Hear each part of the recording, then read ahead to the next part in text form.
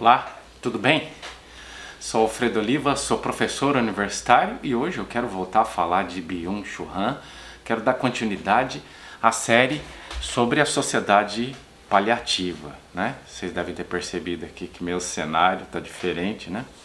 Eu estou me movimentando aqui em casa tentando achar uma área na qual eu não seja atravessado por um bendito sinal de rádio que depois fica atrapalhando a minha gravação e fica vazando depois no áudio, né?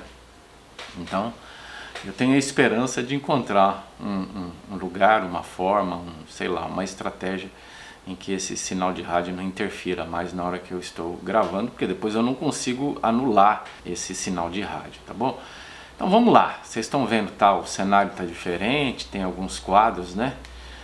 Espalhados pela casa e tem ao fundo um gatinho ali que está nos observando enquanto a gente vai gravando, né? Vocês estão vendo o Legolas, né?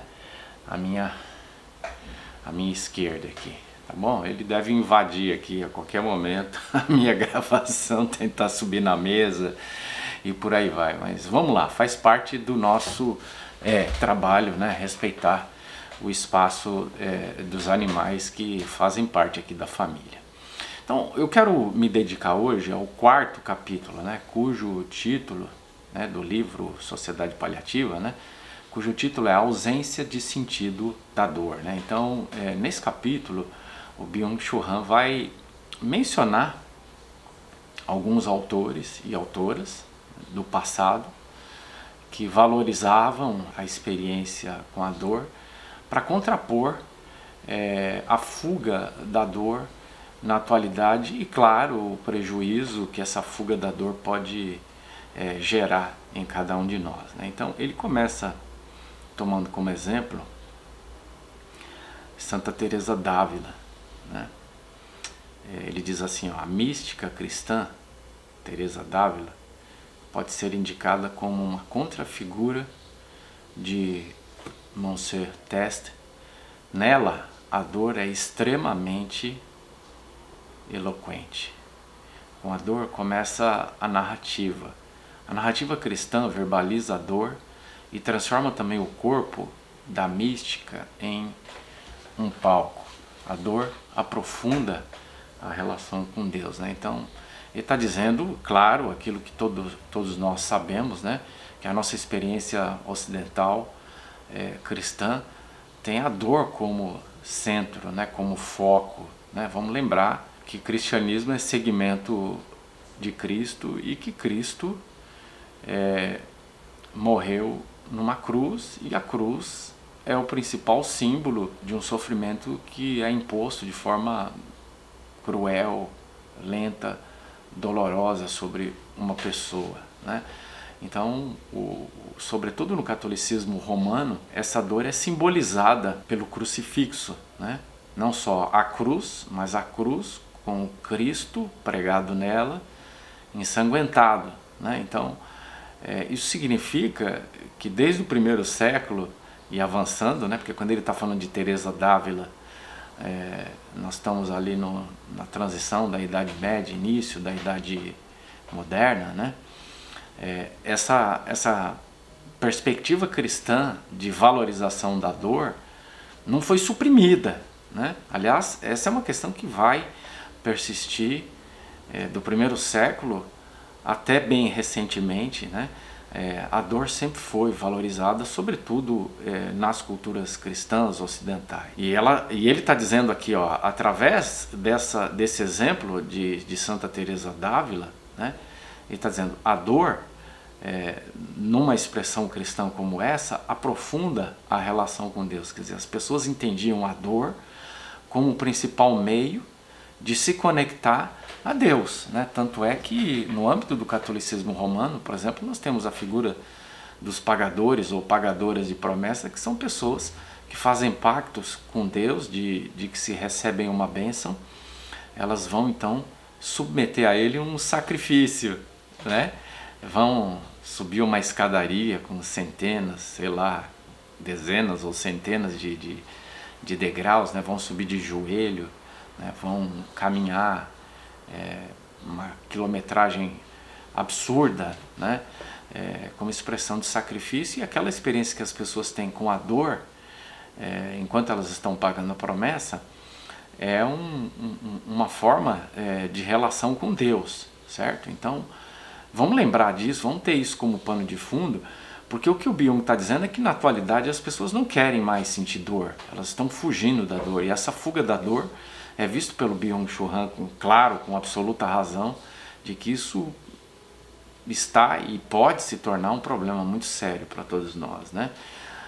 A dor tem uma função, né? A função de indicar que alguma coisa não vai bem. E se a gente suprime a dor sem verificar o que está acontecendo, o que não está bem com o nosso corpo, com a nossa psique, a gente corre um sério risco, né? Por isso aqui na sequência, por exemplo, eu separei um outro trecho que fala de Freud, né? Para vocês não acharem que essa relação, essa questão da dor é uma questão que está relacionada apenas à nossa cultura religiosa ocidental, né? Freud, que era judeu e que era um judeu agnóstico, talvez ateu, né? Dizia assim, ó, segundo Freud, a dor é um sintoma que indica um bloqueio na história de uma pessoa. O paciente, por causa do seu bloqueio, não está em condições de avançar na história. Dores psicogênicas, quer dizer, dores de origem psicológica, né? Quer dizer, dores que estão relacionadas ao sofrimento afetivo, são expressões de palavras soterradas, suprimidas, né? A palavra se tornou coisa.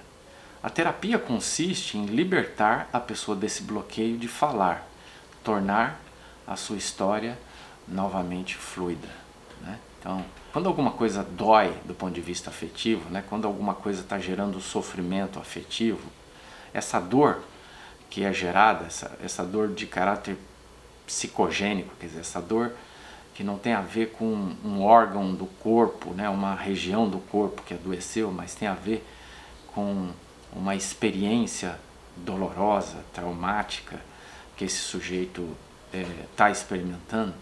Essa experiência, então, com a dor, ela tem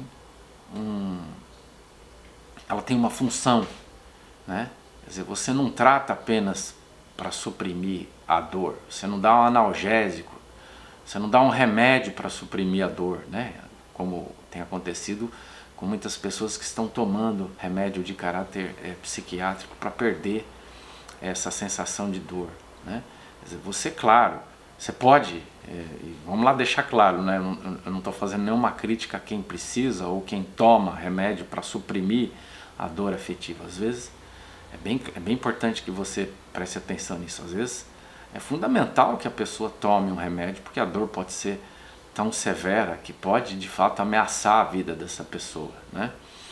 Mas o que eu estou dizendo não basta apenas tomar o remédio e suprimir a dor. É preciso olhar, atentar para essa dor, porque toda dor é indicativo de que alguma coisa não vai bem. Então é preciso identificar o que não está bem. No caso aqui do Freud, significa que houve um bloqueio, né? Essa dor é gerada por um bloqueio na história de vida dessa pessoa e é preciso desbloquear, vamos dizer assim, né?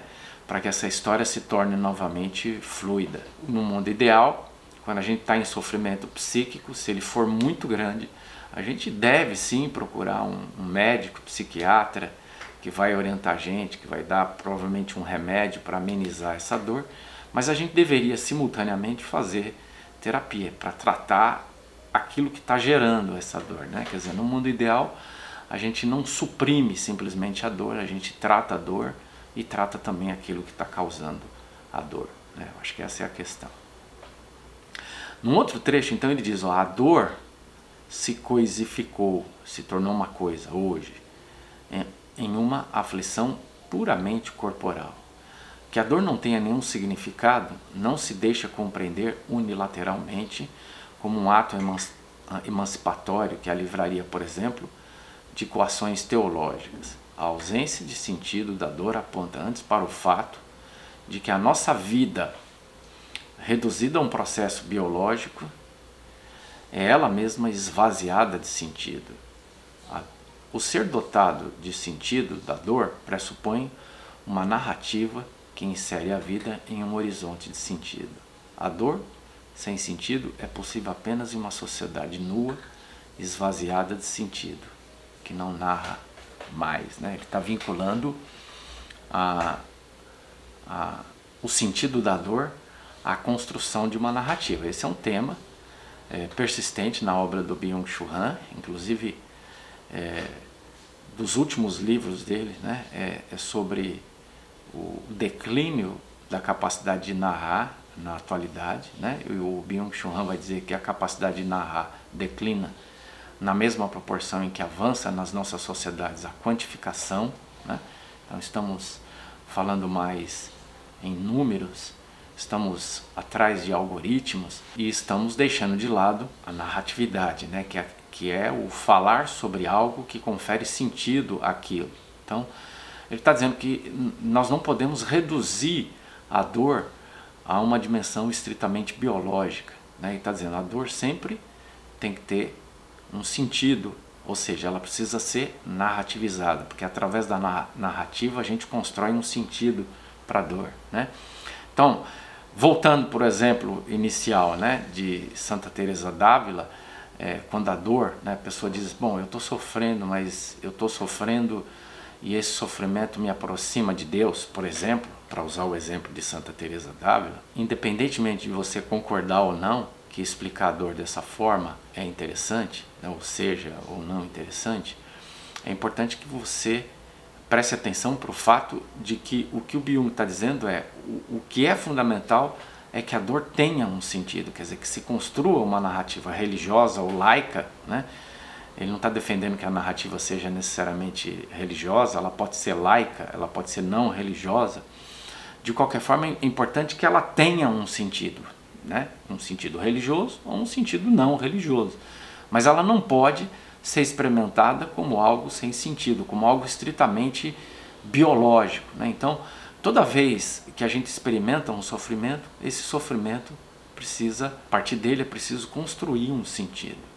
E à medida que ele tem um sentido, fica mais fácil lidar com esse sofrimento. Ou seja, a gente é capaz de lidar com o sofrimento, a gente não é capaz de lidar com a falta de sentido, a ausência de sentido. E aí ele termina falando de Walter Benjamin, que é o grande teórico da narratividade, né? Ele está sempre dialogando com o texto de Walter Benjamin, o narrador, onde ele fala da importância da narratividade, da função social que a narratividade tem, no sentido de uma geração poder transmitir as suas experiências através daquilo que conta para as gerações posteriores, né? E ele cita o Walter Benjamin e diz: vivemos hoje em um tempo pós-narrativo. Não a narrativa, mas sim a contagem determina a nossa vida. A narrativa é a capacidade do espírito de superar a contingência do corpo. Quer dizer, narrar é uma forma de dizer que a nossa vida não se reduz à sua dimensão estritamente biológica. Significa que se você experimenta uma dor no corpo ou na sua psique, é preciso dar um sentido para essa dor, né? Então, por exemplo, se dói um órgão, isso tem um sentido. Qual é o sentido, né? Se dói o meu estômago, significa que alguma coisa não funciona bem, né? Que alguma coisa não vai bem com o meu estômago. O que eu tenho que fazer? Eu tenho que procurar um médico para investigar o que é que está causando essa dor. Eu não posso simplesmente tomar um remédio e suprimir a dor de estômago sem saber o que gera, sem tratar essa dor do estômago. A mesma coisa vale para os afetos, né? É claro que tendo descoberto o que faz doer o meu estômago, eu vou tomar um remédio que faz esse estômago parar de doer. Ninguém precisa se martirizar, mas não é razoável você suprimir a dor sem antes entender o que está gerando essa dor, né? Então, é claro que o Byung está criticando nesse capítulo a ausência de sentido da dor na atualidade. Quer dizer, as pessoas não enxergam sentido na dor, portanto suprimem a dor, né? E o que ele está dizendo a dor tem sempre um sentido, ela tem sempre uma função, ela sempre está aí por alguma razão, e a gente precisa reaprender a lidar com a dor, né? a conviver com ela, né? A prestar atenção no que o nosso corpo ou o nosso aparelho psíquico está querendo expressar por intermédio da dor. Tá bom? É isso. Nós vamos continuar trabalhando com esse livro. Há outras questões bastante interessantes. Nós retomamos um pouco mais adiante isso, tá bom? Um abraço e até lá.